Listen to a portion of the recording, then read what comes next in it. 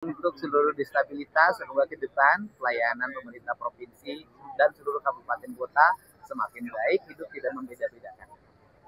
Jabar istimewa, jabar inklusif. Kembali lagi di channel Busa, buka suara bareng Anto. Nanti kita kunjungin aja setelah dia muncul dari negara, bukan hanya kami akan perhatikan teman-teman dari disabilitas. Jangan lupa subscribe. Kita lihat menu makananku pagi ini. Itu nanti akan disampaikan oleh langsung oleh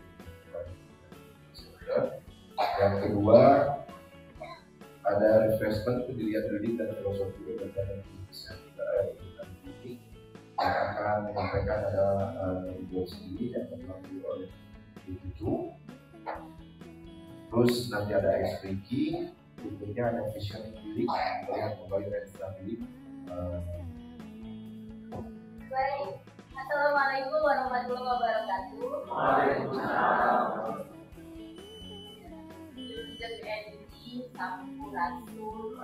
Kampes. Ada beberapa bahan yang harus dikenalkan, yang harus dikenalkan. Baik teman-teman semua, senang sekali hari ini saya diberi kesempatan untuk hadir di sini bersama teman-teman. Harusnya kalau di sini ya, sebetulnya di samping rasa rumah saya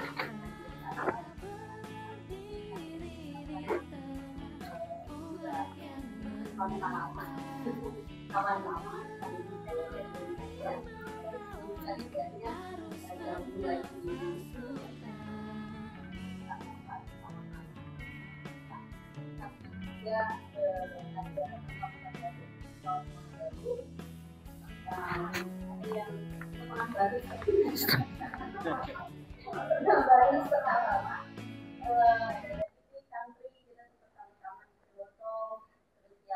baru perkenalkan nama saya Siti Saida. Saya Bandung juga. Kali ini ya saya ceritanya saya menjadi sebagai salah satu yang mendirikan ini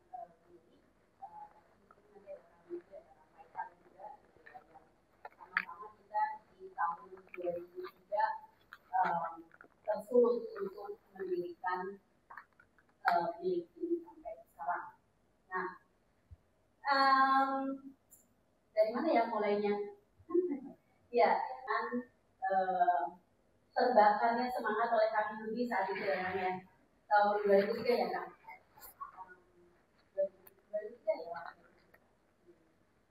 Di 2003 itu ceritanya ketika saya pulang ke Indonesia itu mendapat kesempatan saat itu training di Jepang, leadership, kepemimpinan. Mudah-mudahan nanti ada ya dari Budi yang bisa berangkat ke Yasin ya, karena kesempatannya setiap tahun selalu ada. Hanya usia yang kemudian dibatasi. Nah, berangkat dari tahun 2003 itu, ketika itu saya pulang dari Jepang, kemudian mencari-cari, saya ingat waktu itu mencari jati diri, namanya pulang ke Indonesia, kemudian ada culture shock atau gap ya, apa yang harus saya lakukan dengan pengalaman yang didapat. Waktu itu ngobrol sama Teh Leni juga sebagai salah satu yang mendirikan juga. Teh Leni di sini ada di sampingnya ada Kaisal ya. Sempat bingung kita mau bikin apa ya gitu,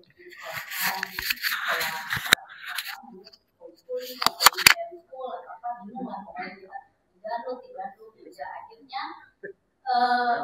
dalam perjalanan dipertemukan dengan kawan-kawan gerakan disabilitas di Bandung ya.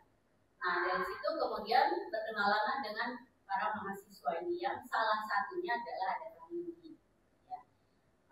Di situ kemudian awalnya kita membuat satu event semacam seminar gitu di ITB Bandung. Waktu itu dengan teman-teman dari arsitek, mahasiswa arsitek Bandung, ada Kang Munte, sayangnya hari ini nggak hadir ya.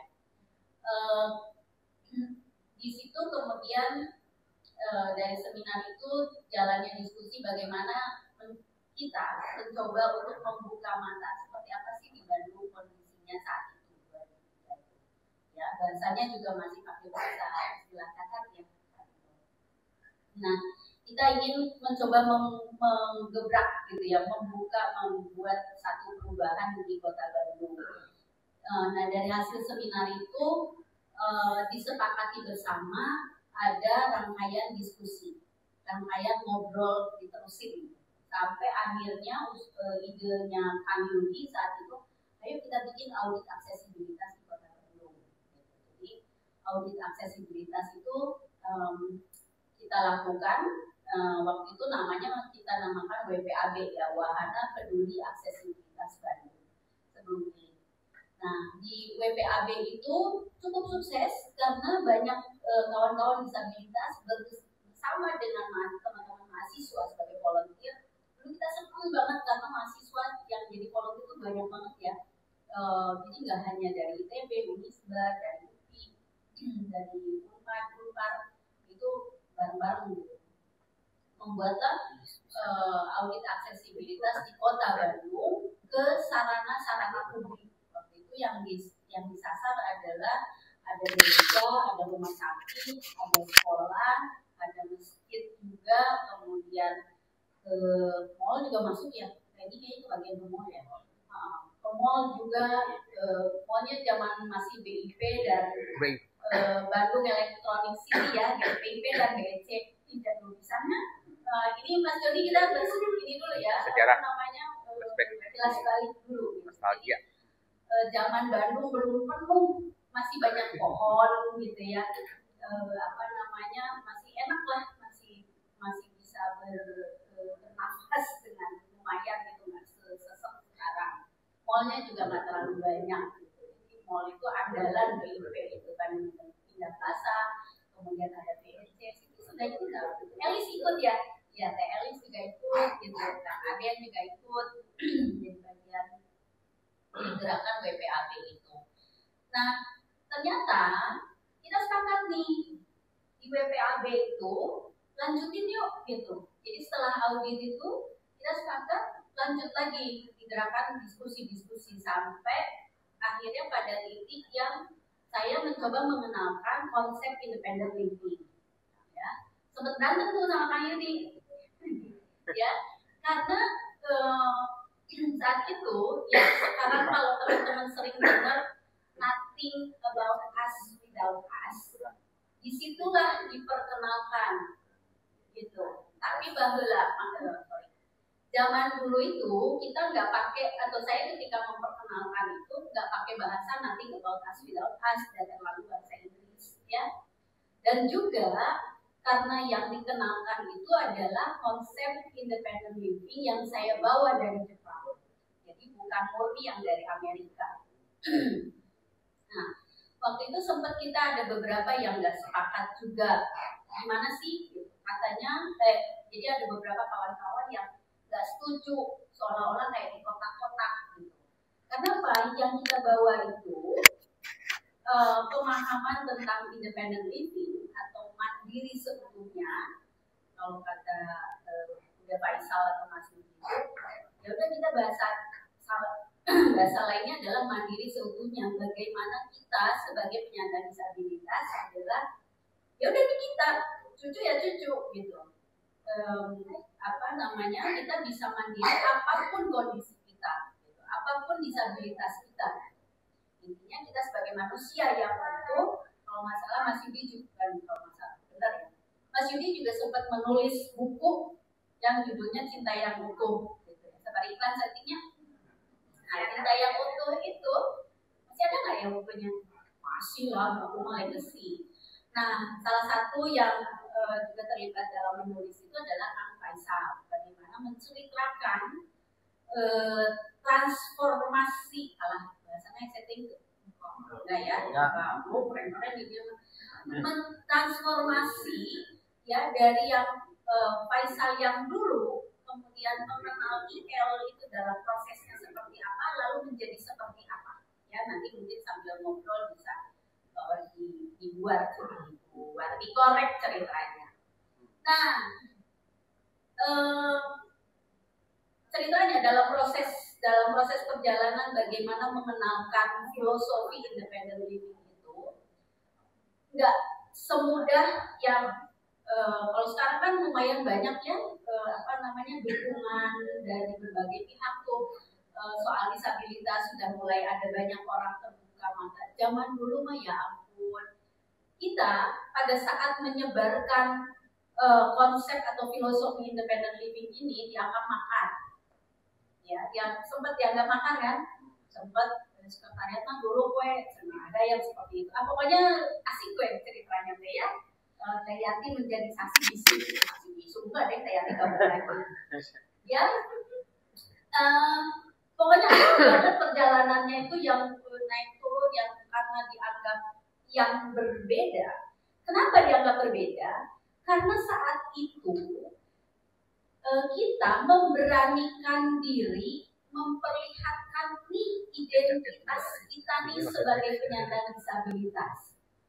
Dan ketika kita di sebuah organisasi, maka yang menjadi leadernya dan sebagian besar yang ada di manajemen atau di leadership itu adalah harus penyandang disabilitas.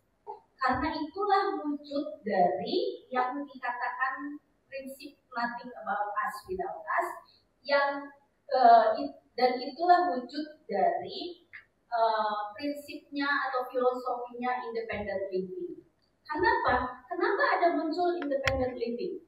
Semua udah paham kan ya, sudah pada dengar kan independent living itu lahirnya memang di Amerika oleh para pejuang-pejuang hak disabilitas di Amerika. Tapi kemudian menyebar ke negara-negara Asia, salah satunya di Jepang.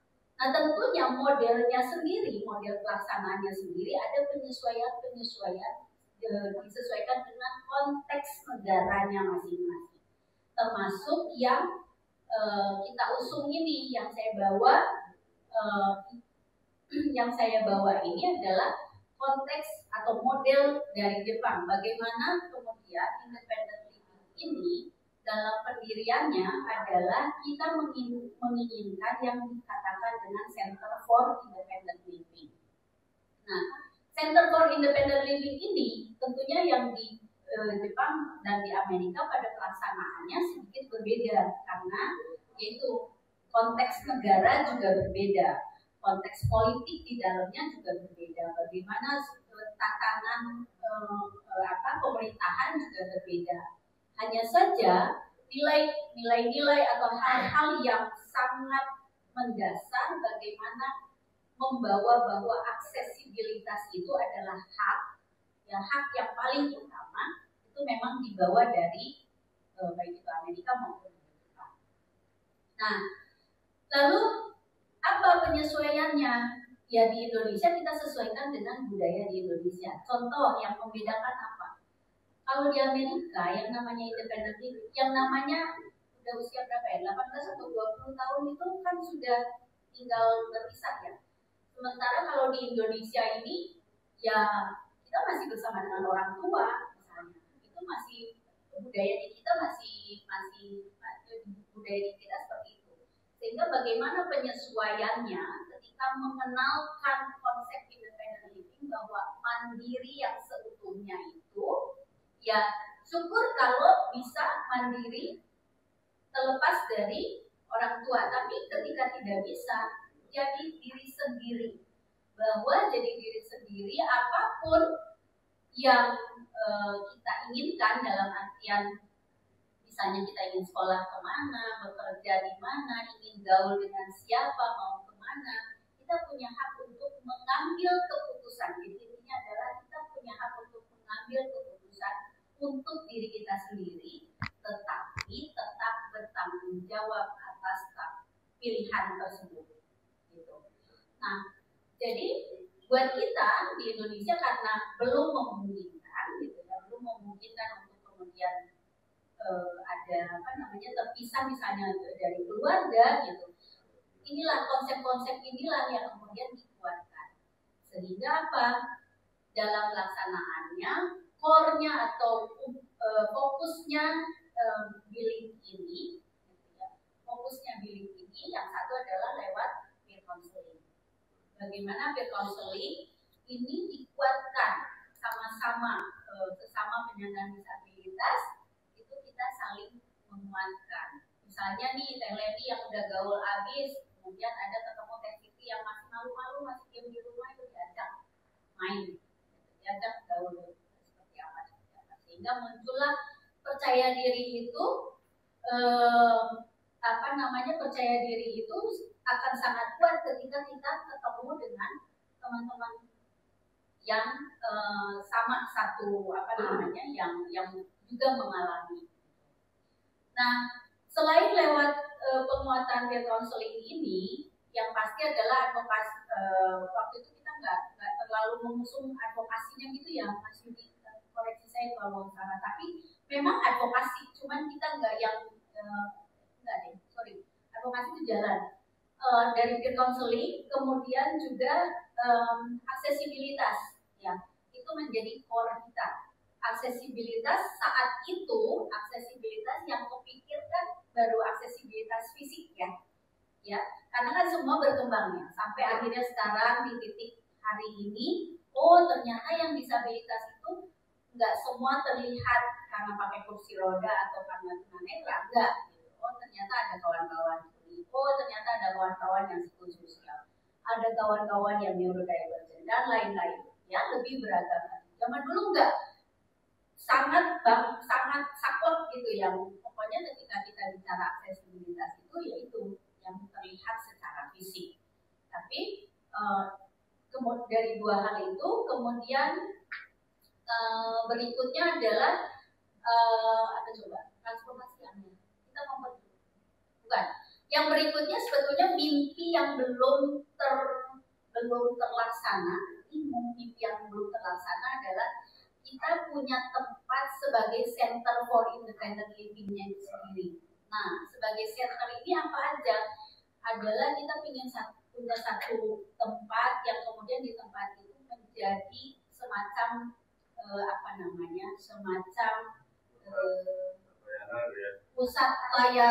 pusat layanan juga mungkin nggak terlalu ini ya, tapi di Center for Independent Living ini kita ingin ada layanan yang namanya mempersiapkan atau memberikan layanan mempersiapkan penyandang disabilitas dia bisa hidup mandiri gitu. Jadi mulai dari adanya layanan peer counseling, kemudian memahami diri sendiri seperti apa, kebutuhannya seperti apa, kemudian juga ada belajar kemandiriannya.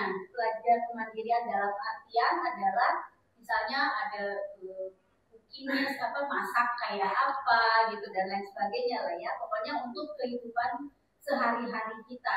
Mimpinya tuh pengen ada seperti itu, ini yang belum terwujud, yang belum terlaksana sama sekali ini ya.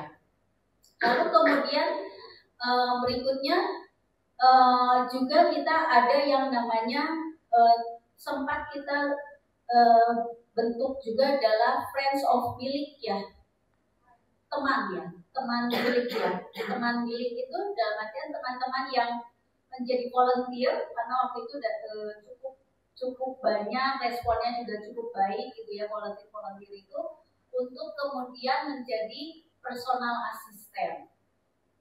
Ya, jadi ada layanan counseling, ada aksesibilitas, kemudian layanan personal assistant.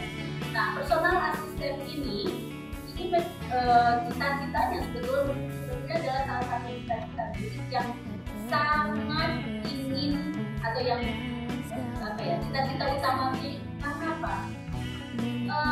Bilik sendiri teraspirasi, termotivasi, terinspirasi pokoknya terdorong oleh model yang dilakukan atau gerakan yang dilakukan di Jepang itu kan, yang gerakan disabilitas di Jepang dan yang mengajukan Center for Independent Living itu rata-rata adalah disabilitas yang memerlukan support lebih banyak atau yang kita masih pakai nih dalam sehari-hari disabilitas berat, meskipun beratnya berapa kilo saya nggak tahu ya.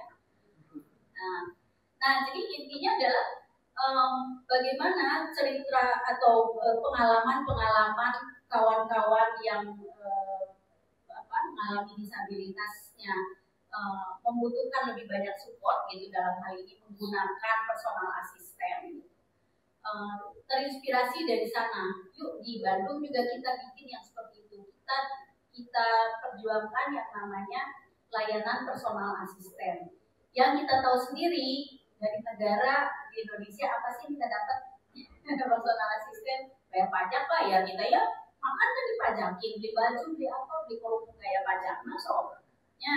Tapi apa yang dirasakan gitu, nah itu yang menjadi salah satu fokus utama Bilik juga, bagaimana kita ingin ada layanan personal. Ada yang punten aku kalau ada double gitu jadi lupa. Nah kan jadi lupa. Nah si layanan personal asisten ini sebetulnya kalau nanti mungkin udah Faisal juga bisa ngobrol ya. Potensinya di Indonesia ini besar banget gitu, karena kalau melihat ada kayak pemimpin masyarakat, itu kan banyak ya. Gitu.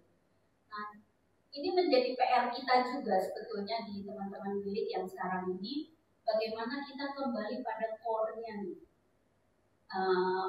kepada tujuan utama kita, memastikan tetap berjalannya adanya layanan konseling itu, kemudian adanya layanan personal asisten, karena personal asisten ini kayaknya belum ada yang punya di mana-mana, dan ini sebetulnya kesempatan-kesempatan sudah mulai ada, bagaimana kita bisa mengembangkan layanan personal asisten ini, karena kalau misalnya kita alami bersama ya, maksudnya personal asisten itu sangat dibutuhkan. Ketika nggak ada, itu kan akhirnya menjadi membatasi kawan-kawan untuk bisa berkegiatan, untuk bisa berpartisipasi, untuk bisa bekerja, untuk bisa sekolah dan lain-lain. Setidaknya ada 4 aspek itu, 4 core yang ingin kita ingatkan dan ingin kita perjuangkan kembali. Layanan peer counseling, aksesibilitas, personal asisten, dan satu tadi Center for Independent Living-nya. Gitu. Jadi 4 hal itu mungkin yang jadi. Nah, kemudian berikutnya adalah saya ingin kembali mengingatkan dan mengajak kembali kepada teman-teman semua, baik itu teman-teman yang bergabung kembali maupun yang mulai atau baru bergabung. Sebagai organisasi, kita sangat ingin saya sangat memimpikan kita tetap berdiri dengan ada 2 hal. Dari sisi profesi, ya kita jalan. Gitu. Bagaimana kemudian melalui Bilik ini bisa bekerja secara serius lah ya, secara serius bekerja, kita buktikan bahwa kita mampu, bahwa kita punya potensi, kita punya kompeten, kita punya kapasitas gitu. Tapi di satu sisi juga jangan lupa Bilik ini berdiri atas semangat volunteer, semangat aktivisme lah ya.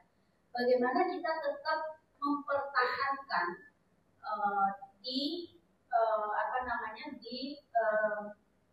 kegiatan-kegiatan dalam aspek aktivisme itu. Aktivisme bukan berarti kemudian, jadi intinya gini, kita semua saya pikir kita harus sepakati bersama ketika Kang Anto menjadi pimpinan baru di Bilik ini. Satu yang paling ditekankan, saya ingat waktu itu wawancaranya yang wawancara Kang Anto, bahwa apa sih motivasi Kang Anto ingin menjadi pimpinan di Bilik ini. Kita ini ada tugas berat sebetulnya, tugas berat dalam artian memastikan semangat aktivisme ini kita tetap hidup dimanapun kita berada. apapun yang bisa kita lakukan. Nah itu, jadi bagaimana kita menjaga ruh aktivisme ini berjejaring dengan teman-teman organisasi yang lain gitu dimanapun, itu tetap kita membawa semangat aktivisme. Jadi nggak hanya soal memikirkan ada rupiah atau enggak gitu. Saya nggak menutup mata, kita kemana-mana butuh ongkos. Makanya untuk bisa kita punya itu, kita buktikan melalui aktivisme itu. Jadi dua hal yang harus sejalan. Tapi kalau misalnya kita belum apa-apa udah kayak amplop nate, nah itu yang kemudian jadinya kita nggak maju-maju gitu. Kalau boleh saya sedikit sharing aja ya, saya sampai hari ini berada di sini itu kan juga prosesnya panjang, tersandung dan lain sebagainya itu banyak. Tapi yang penting kita jangan dulu ada rupiah dulu di kepala. Maksudnya iya kita butuh, tapi kan untuk butuh ke sana itu kita ada proses yang perlu kita fokus. Jadi fokus di gerakan itu, kemudian kita ada terjalin jaringan dan lain sebagainya. Intinya gitu. Jadi intinya bagaimana kita sama-sama menjaga semangat aktivisme itu untuk kemudian kita berjalan secara profesi juga kita bisa lakukan.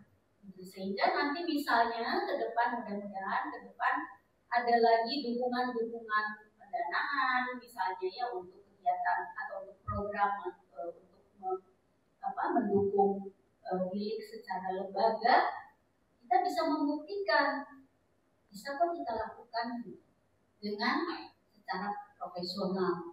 Secara profesional dalam artian apa? Transparansi tetap harus dipegang, ya itu harus transparansi, bagaimana kita bisa akuntabel dan lain-lain. Itu nanti bahasannya Mas Jody. Ya, baik. Saya nggak usah berlama-lama, nanti kita bisa sambil ngobrol aja sambil diskusinya. Intinya tetap semangat, dua aspek itu antara semangat aktivisme dan kita semangat untuk menjadi profesional itu harus sejalan, jangan timpang, ya.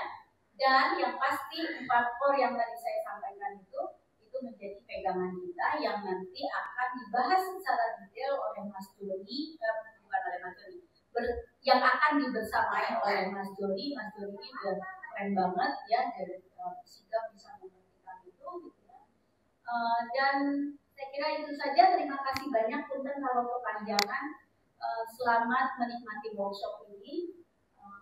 Terima kasih. Wassalamualaikum warahmatullahi wabarakatuh. Waalaikumsalam. Teman-teman, close buat bukan untuk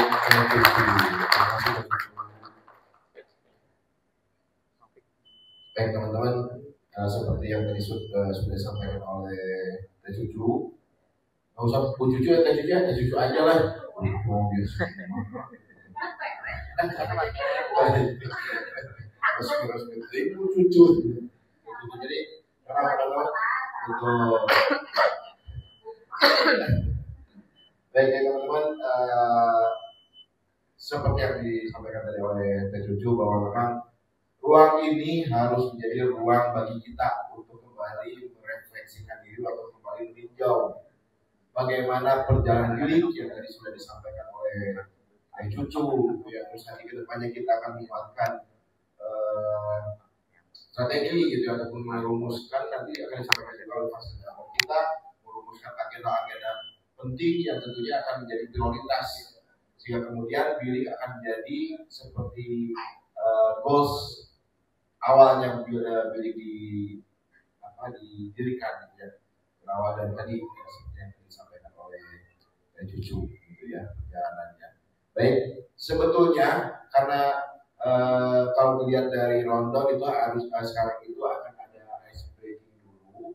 Namun berhubung sekarang hari Jumat, jadi memang kalau untuk hari Jumat itu waktunya agak kita tak gitu ya. Nah jadi teman-teman kita langsung saja ke pemateri selanjutnya yang nanti akan disampaikan oleh Mas Joni. Nanti ice breakingnya karena masih segar kan teman-teman? banyak jenis bumbu betul. Gitu banyak masak gitu yang Bapak tahu sendiri udah ini nanti ice breaking-nya setelah kita masuk kembali. Jadi untuk saat ini